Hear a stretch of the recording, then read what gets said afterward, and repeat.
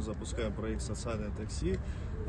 Партнерами проекта выступает правительство Нижегородской области, Народный фронт и наше Министерство соцобеспечения. Данная служба будет работать с сегодняшнего дня в Гудаутском и Сухуми, в Гудовском районе и городе Сухум.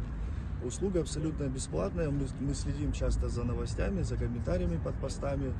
Команда проекта это очень сильно регулирует. Мы смотрим, хотим поблагодарить за прекрасные комментарии, за слова благодарности. Также хотим разъяснить, слово «такси» некоторых смущает.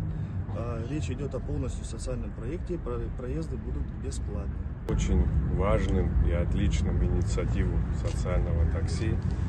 У нас есть большая потребность в этом такси социальном, и оно улучшит жизнедеятельность, даст высокое качество проезду наших граждан, которые ограничены возможностями.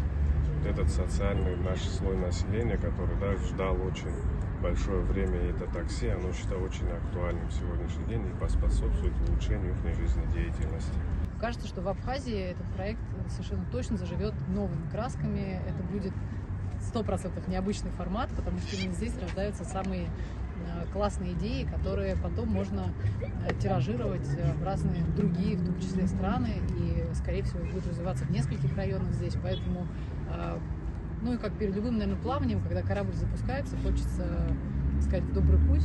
Нам бы очень хотелось, чтобы этот проект здесь жил такой, он будет жить, наверное, особой жизнью. Очень бы хотелось, чтобы он дал новое дыхание вообще развитию социальной сферы, потому что время пришло.